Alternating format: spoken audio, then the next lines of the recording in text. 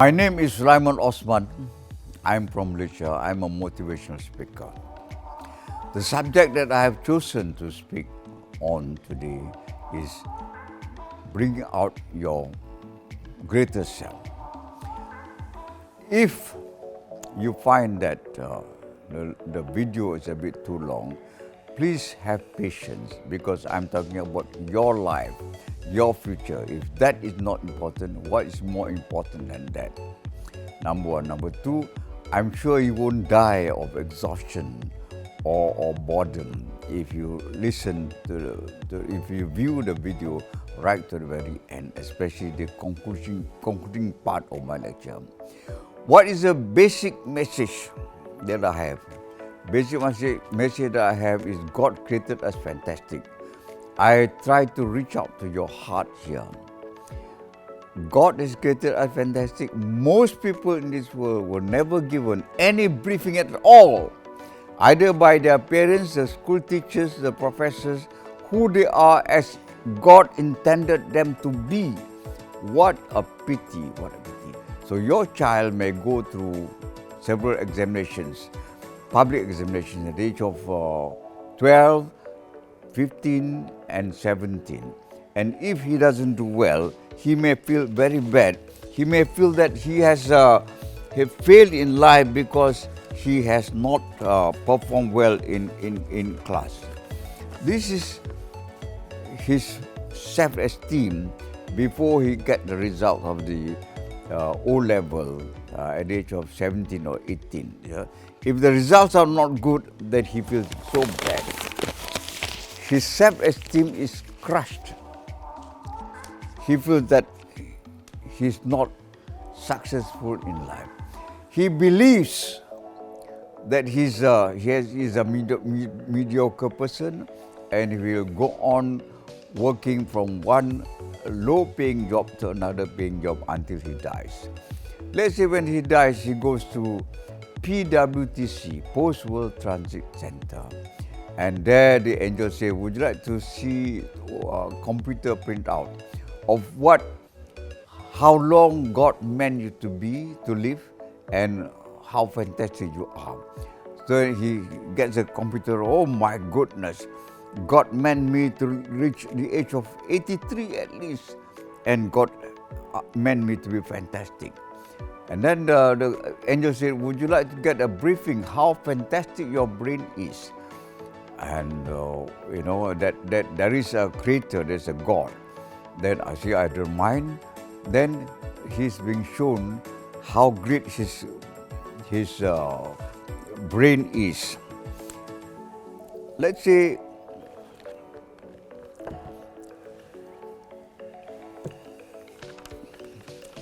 I've got two books here. One book is A 3-Pound Universe by Judith Hooper and Dick Tracy. On page 3 of that book, there's a picture of a man holding the brain with the left hand.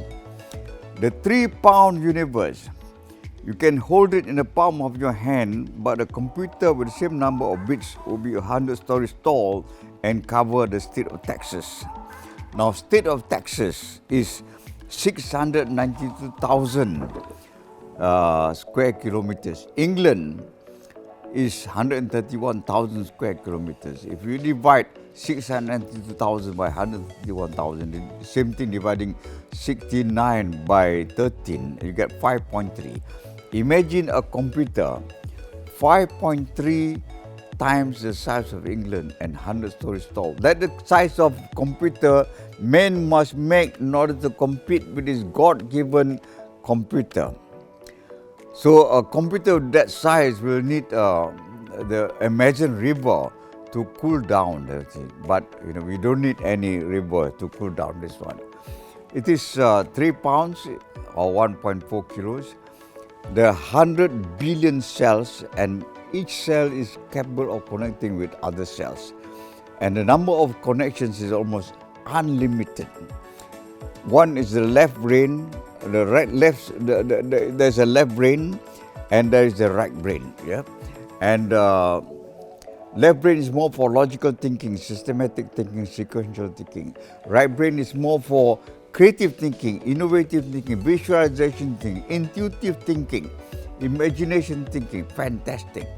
But most of the things that we are taught in school are related to the left brain, which is logical thinking, remembrance of facts. And we vomit out the facts in the exam, so that it is easy for the examiners to give a fair and objective evaluation. But the teachers don't teach you the right brain thinking, imaginative thinking, visualization thinking, intuitive thinking, and going to the future and come back to the future. There's fantastic things that you can use, you can utilize from your right brain thinking. So the other book that I have is Empires of the Mind by Dennis Waitley. It says here, according to UCLA, University of California at Los Angeles, Brain Research Institute, the human brain's potential to create, store, and learn may be virtually unlimited.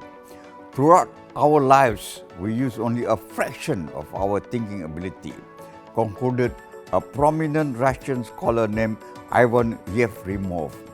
We could, without any difficulty whatever, learn 40 languages, memorize a set of encyclopedias from A to Z, and complete the required courses of dozens of colleges. So, ladies and gentlemen, what happens is that God has given you your baby a fantastic gift. From the very beginning,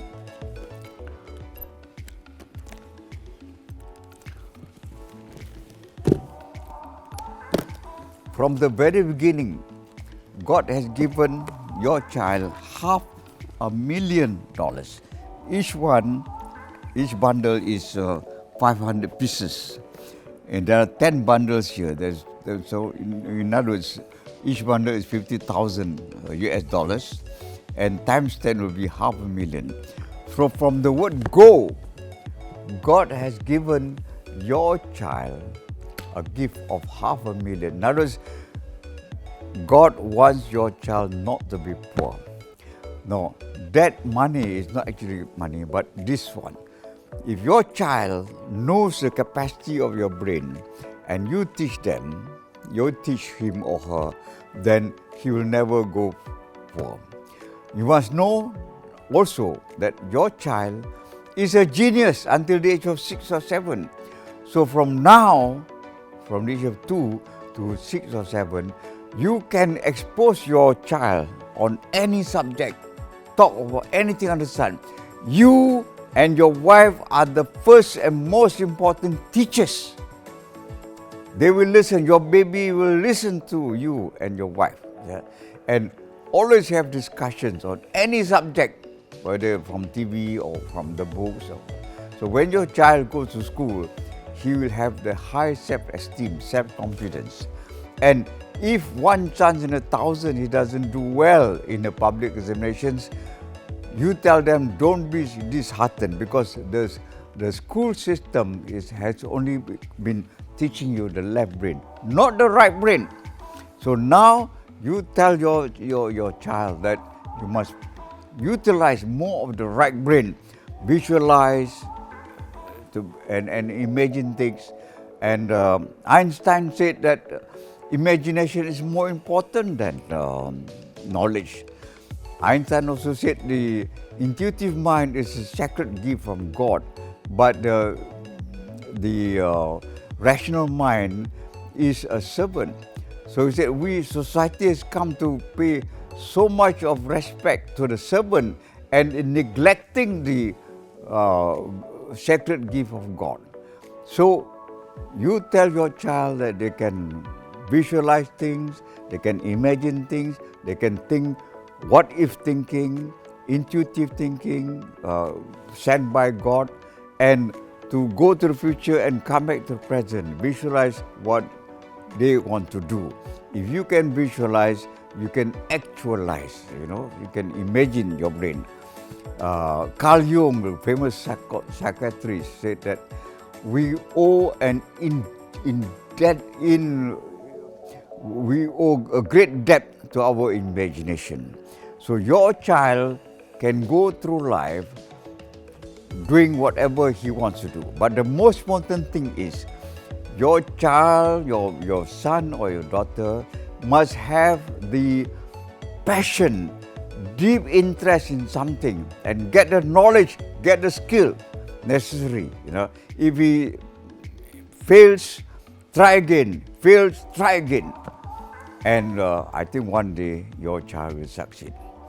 Now, if he is strong inside, he can ward off whatever pressure from the society. He doesn't have to smoke, he doesn't take drugs, he doesn't have to take high cholesterol food, high oil food, and he take care of his health so that he can live a long and healthy life. Everybody in this world deserves to live as long as possible, as healthy, happy as possible, and to live a comfortable life and a life that is full of meaning, fulfilling, and life of minimum regrets. So I would like to quote two stories, several stories. One is President Abraham Lincoln. His total formal education was only 3 months, but it didn't stop him from borrowing the books from neighbors around his area where he was staying. Within a radius of 25 miles, he would use the raft and borrow the books and then return the books after reading the books. So he did that and he became very wise. He taught himself and then he became a clerk and then he decided to study law on his own. He studied law on his own and became a politician and a congressman, vice president and president of America, one of the greatest presidents America had, 19th president of America. And all he had was 3 months of education. The other story that I have is Thomas Alva Edison. He also had 3 months of formal education and his mother taught him and his mother introduced him to scientific books and he became very interested. He became an inventor. He took out 1,000 patents and all he had was 3 months of formal education. So that shows that the biggest room in the world is the room for self-improvement. The biggest room in the world is the room for self-improvement. And if your child has got 12 years of education at least, and Einstein and Thomas Alva Edison and President Abraham Lincoln had only 3 months, your child should do well, provided he does something that he's passionate about. What about Leonardo da Vinci? He was apprenticed to some great artists, but he became not only a great artist, but also an architect, an engineer, and he was very knowledgeable on biology, on physiology, on hydraulics, on aeronautics, and so many other fields of knowledge. Although he never went to university to study all this knowledge, which shows that the human brain is capable of studying anything on its own. So you tell your child that he can do well, provided he is really interested. And when your child dies and he's shown the computer printout, then he won't be surprised that God meant him to be great. That will be his greatest self.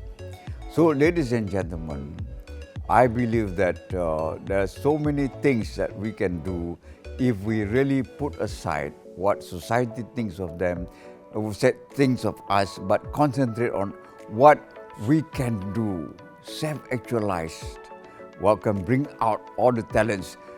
Don't be afraid of failure, number one. Number two, remove all sense of self-doubts and laziness and so on. So supposing those people who are now in PWTC, they are given the briefing and they know that God meant them to be much greater individuals, and they say, "Can I go back to the world?" Oh, can.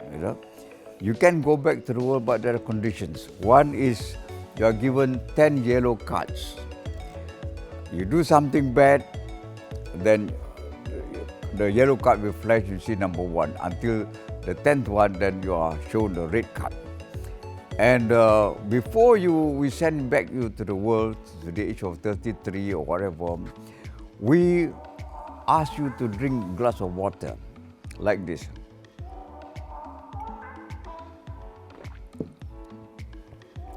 That water will remove from your brain all fear of failure, fear of being ridiculed, and your self-doubts and your laziness, your feeling of what do I get. So contribute, be the best person that you can be the best father, the best son, be the best worker that you can be full of integrity, and you may live up to the age of 83 or even 93.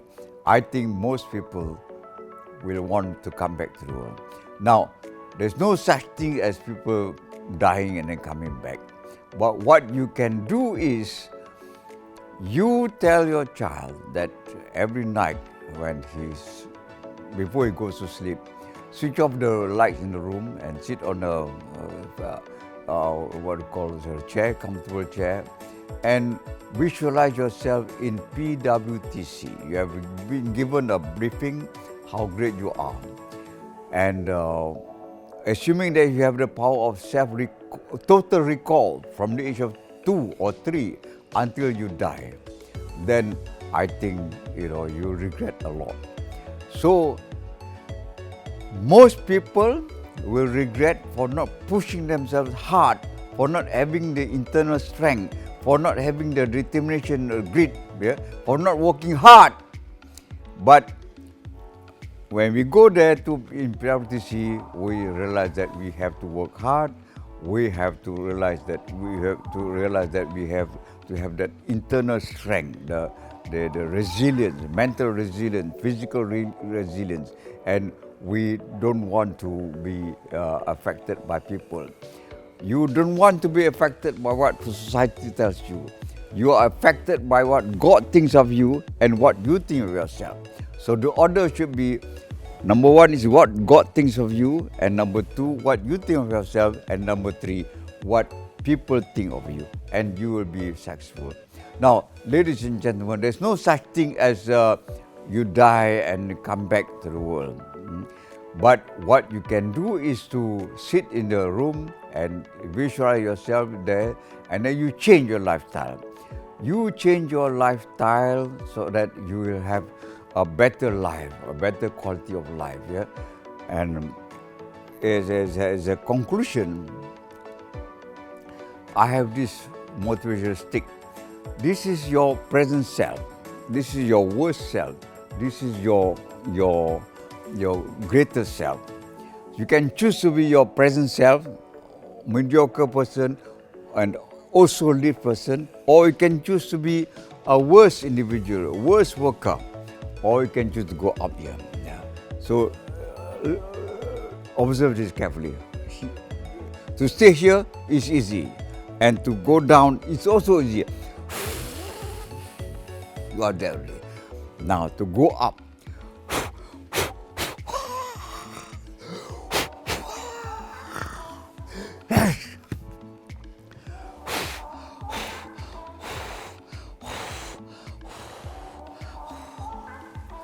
You reach there.